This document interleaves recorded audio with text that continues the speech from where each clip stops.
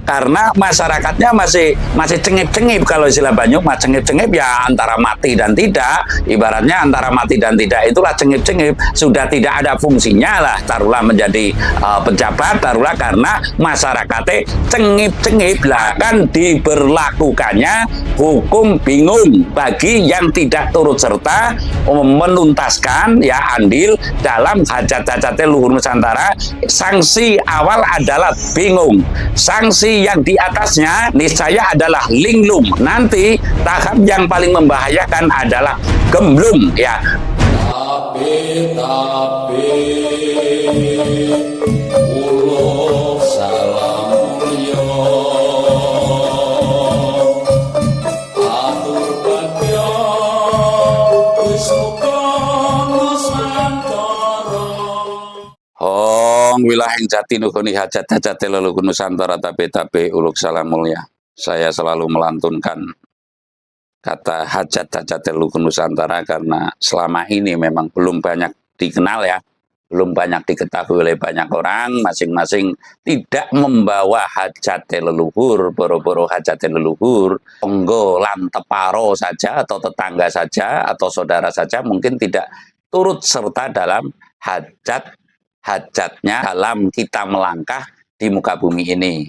Rata-rata sekarang adalah menghajati hajatnya sendiri atau keinginan. Rata-rata kehidupan sekarang itu membawa keinginan. Masing-masing warga negara lah, masing-masing bangsa Indonesia, putra-putri Praja Nusantara, rata-rata itu hanya membawa keinginan, belum sebuah tujuan.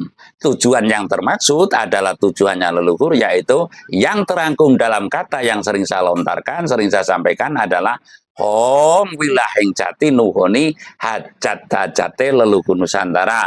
Tabe-tabe uluk salam mulia. Artinya di situ sering saya jabarkan bahwasanya tabe-tabe uluk salam mulia ini adalah dengan mohon maaf yang semaaf-maafnya, dengan tidak ada niat jahat sedikit pun, dengan niat saling bahu-membahu, dengan niat saling tolong, menjunjung tinggi kemuliaan hidup manusia, hidup bangsa ya. Artinya setelah manusia kita saling bahu-membahu, kita menjunjung tinggi hajat hidup bangsa, hajat hidup orang banyak lah. Ini tujuan yang sungguh sangat mulia yang tertera dalam komponen leluhur bersama yang sering saya sampaikan bahwasanya 1404 leluhur ini yang terangkum dalam 1444 leluhur dari Sabang sampai dengan Merauke ya. Ada Sukma Diluwi, ada Sukma Sejati. Ini perlu saya jelaskan mungkin nanti satu saat, membentuk sebuah konsorsium, kalau istilah bumi, konsorsium untuk menuntaskan hajat-hajat leluhur Nusantara lah. Saya akan menyampaikan kalau zaman dulu itu ada istilah ing besok tembe ono zaman saringan. Sebelum zaman saringan ada terjadi zaman irigan.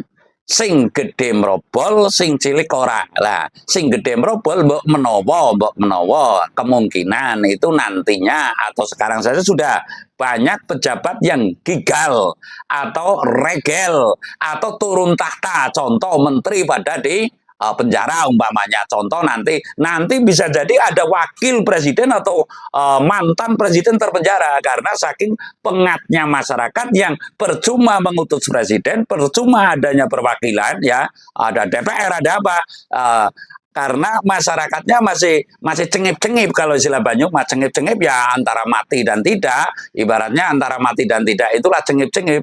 Masyarakatnya cengip-cengip yang dulunya Wangsa Sanjaya, sekarang mungkin Wangsa Cengip. Wangsa cengip karena kasus nyatanya masyarakat cengip-cengip mau mengadu kepada Pak Kiai-Kiai mungkin hanya mukti untuk dirinya, mungkin ini dikasih kata mungkin karena mungkin untuk mukti dirinya banyak santrinya, sebulan ada yang 500.000, ada yang 1 juta per santri. Lah kalau punya 100 santri berarti berapa? 100 juta lah.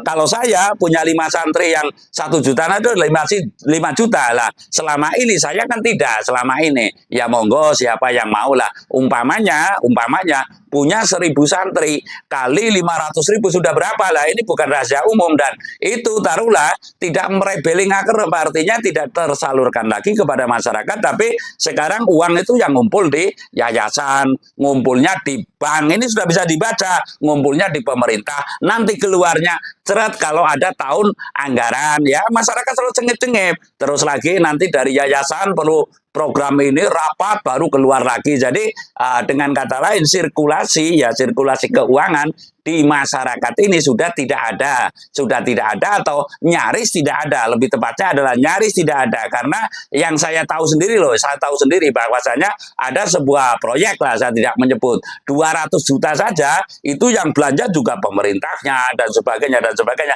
Masyarakat malah suruh kerigan umpamanya. Ini kasus nyata yang saya tahu demikian. Jadi masing-masing membawa, sekali lagi, membawa hajat pribadi. Jangan engkau mengharapkan DPR itu bisa mewakilimu. Umpamanya, saya pernah mengatakan dong, jangan-jangan DPR sedang memperkaya dirinya. Tidak mungkin kalau sudah niat memperkaya dirinya akan memikirkan kamu, nggak mungkin memikirkan Juno, apalagi memikirkan yang taruhlah di jalan-jalan gelandangan asli Indonesia itu kan banyak, nggak mungkin. Jangan berharap yang lebih. Mungkin ya sebagian ada, tidak semua. Mungkin bupati jangan harap akan memikirkan kamu, karena apa? Bupati ini sedang mengembalikan modal untuk calonannya lah. Ini kasus nyata yang kita terima lah. Saya akan menyampaikan bahwasanya setelah kita membawa hajat-hajat pribadi yang berdampak sekarang itu bingung, semua itu bingung, ya nanti mungkin diambang geblung lah. Saya akan mengatakan sanksi. Siapa saja yang tidak turut serta dalam menuntaskan hajat-hajatnya leluhur Nusantara, atau secara singkatnya saya menyatakan kembali ke jiwa gotong royong, kebersamaan dalam membangun bangsa, rumongso handar beni kepada bangsanya, bukan merasa memiliki ya.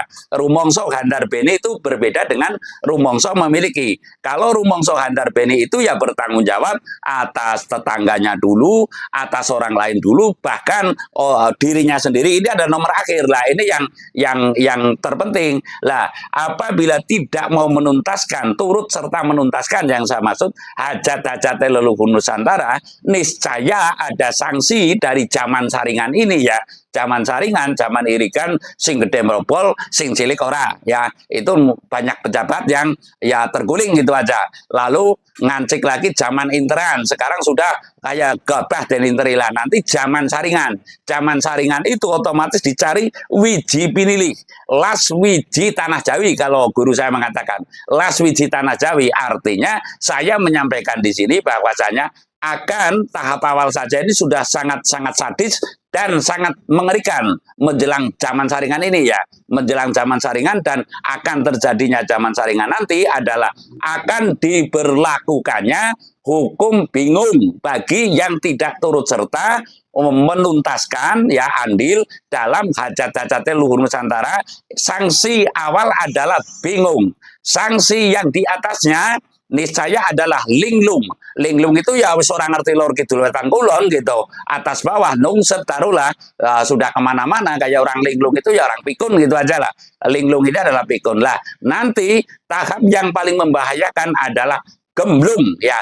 Gemblung itu ya sudah gila taruhlah, telanjang bulat mungkin berjalan di tepi jalan lah. Ini saya menyampaikan bahwasanya ada sebuah rambu-rambu keras akan terjadinya dan nanti terjadinya zaman saringan itu. Siapa yang tidak siapa yang tidak turut serta dalam menuntaskan hajat-hajat leluhur Nusantara, wis nista karepe urip ayem tentrem dan sebagainya ya, dia yang dicari kaya dan sebagainya umpamanya gitu, yang dicari kaya dan sebagainya, tidak mau andil, tidak mau turut serta dalam mengembalikan gotong royong, dan tidak mau andil, jangan berkonotasi atau berpikiran ya harus andil ke saya urunan, itu enggak. Artinya andil yang termaksud adalah gotong royong, kembalinya gotong royong secara seksama, bahu membahu, gawe dalan jenengane kerigan ya.